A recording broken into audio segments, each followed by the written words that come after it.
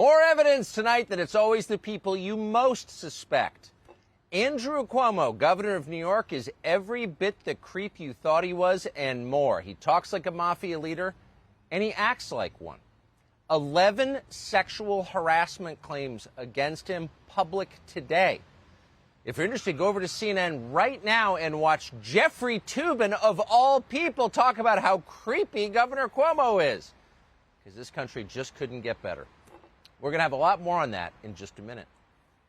But first tonight, welcome to Tucker Carlson Tonight, coming to you from Budapest, Hungary. Last summer, as the COVID pandemic raged throughout the United States, people who still read the New York Times began to notice something very strange happening at the paper. Hundreds of articles that had appeared there, going back nearly a decade, suddenly vanished. They disappeared. There was no way to find them. Nothing like this had ever happened. The New York Times considers itself, very self-consciously, a living historical record. The paper maintains meticulous, searchable archives going back to before the Civil War, to 1851. Yet last August, a huge number of articles just disappeared. So what was in those articles? We know the answer because a handful of history-minded readers preserved them when they first appeared.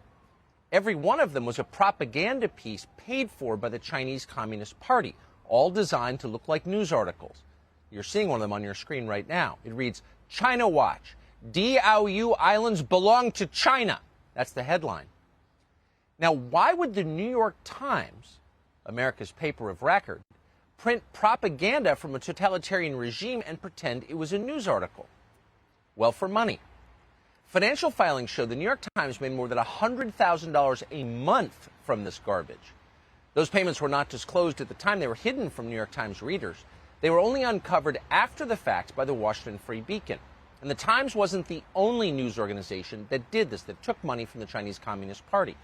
Since 2016, the Chinese Communist Party paid $20 million to outlets like the Los Angeles Times, the Chicago Tribune, and the Washington Post. Twitter, which now operates as a publisher, also received checks from the Chinese government totaling hundreds of thousands of dollars. Now, these arrangements, as we said, continued for years, and then last summer, they stopped abruptly. The New York Times tried to hide the evidence that any of it ever happened.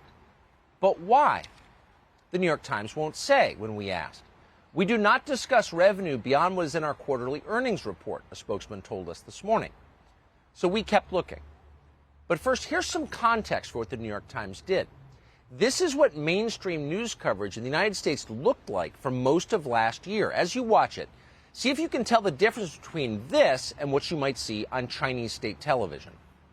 The president referred to the coronavirus as a, quote, foreign virus. And I think it's going to come across to a lot of Americans as smacking of xenophobia. Xenophobic wartime Trump, where he thinks the only path now is to basically declare the virus public enemy number one, to paint it in somewhat racist terms. The xenophobia and the racism in outbreak is such a common thing, and it is incredibly dangerous. It is problematic, and it is scary, and I just really want to call that out. Why do you keep calling this the Chinese virus?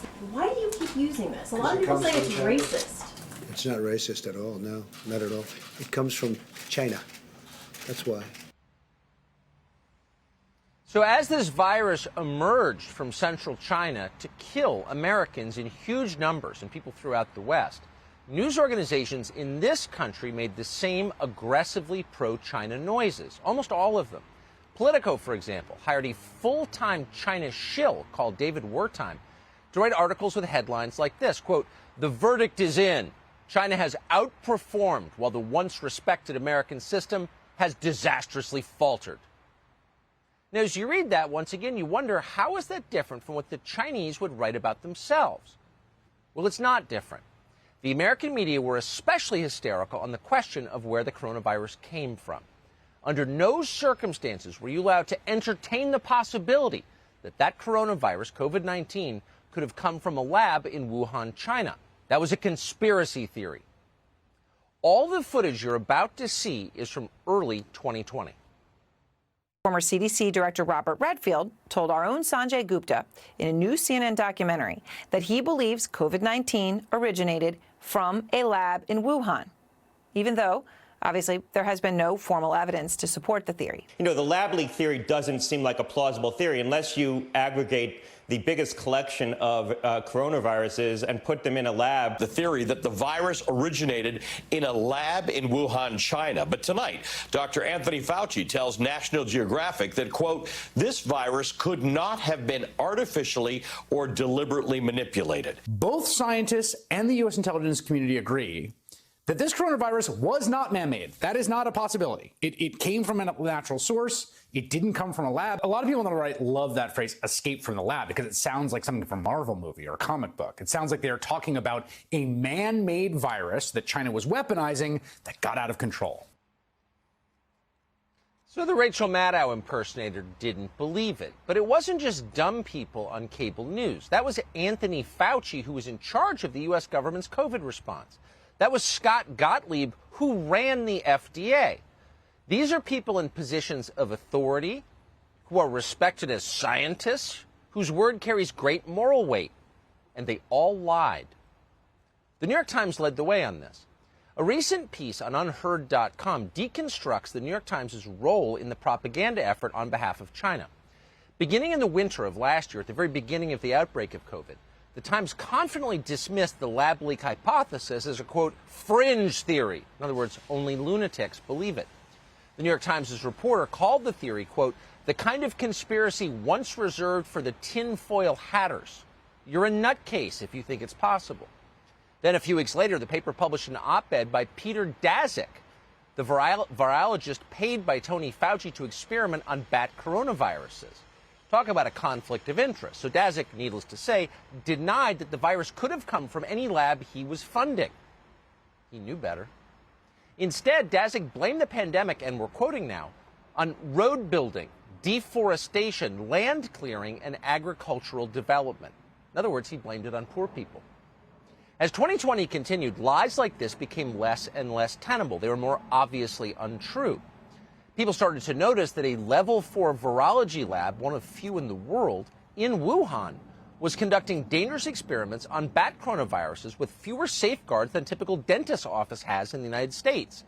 They also noticed that Tony Fauci was helping to pay for those experiments. And that's when the Times decided it had to delete those articles from its archives. Two high-level employees at the New York Times confirmed to The Spectator in London that the paper stopped any investigation into evidence that the coronavirus had emerged from that lab in Wuhan. Quote, in early 2020, said one whistleblower, I suggested to a senior editor at the paper that we investigate the origins of COVID-19. I was told it was dangerous to run a piece about the origins of the coronavirus. There was resistance to running anything that could suggest that COVID-19 was man-made or had leaked accidentally from a lab. It was untouchable everywhere, said another Times source to The Spectator. The fact that Trump embraced it, of course, also made it a no-go. According to the whistleblowers, though, the biggest factor wasn't politics. The biggest factor was the fact that the New York Times was taking money from the communist Chinese government. So they killed a story which, by the way, was not a conspiracy theory at all, but entirely real. The House Foreign Affairs Committee just released a report suggesting the coronavirus first escaped from that lab in Wuhan much earlier than we thought, way back in mid-September of 2019. Now, at the time, athletes from around the world were in Wuhan. They arrived several weeks later to compete in international games. Many of them brought COVID home with them. Now, why didn't we know this until now? Well, because of a massive and coordinated lying campaign on behalf of the government of China. The Foreign Affairs Committee identifies Peter Daszak, who, irony of ironies, is still, by the way, used by the Washington Post as an authority on the origin of COVID. They describe him as, quote, the public face of a Chinese Communist Party disinformation campaign designed to suppress public discussion about a potential lab leak, end quote. The committee discovered evidence that the Wuhan Institute of Virology sought bids for 2 contracts in September of 2019. That was around the time the coronavirus began to spread. One of those contracts was for something called a, quote, security service procurement project, and it was issued on September 12th. Now, September 12th was the very same day that the Wuhan lab abruptly took its entire virus database offline. Then, just 4 days later, the Wuhan lab announced another contract competition. This time, the contract was for a $600 million effort to completely renovate the lab's air conditioning system. Now, why would the Wuhan Institute of Virology want to replace its air conditioning system? Well, just like the Times dispatches from the Beijing Bureau, all evidence of those contracts has now been wiped from the website of China's finance ministry. What does this add up to? John Ratcliffe is the former director of national intelligence in this country. He just wrote an op-ed on FoxNews.com that includes this assessment, quote, I had access to all of the U.S. government's most sensitive intelligence related to the pandemic. My informed opinion is that the lab leak theory isn't just a possibility. At the very least, it is more like a probability, if not very close to a certainty. Hey, Sean Hannity here. Hey, click here to subscribe to Fox News YouTube page and catch our hottest interviews and most compelling analysis. You will not get it anywhere else.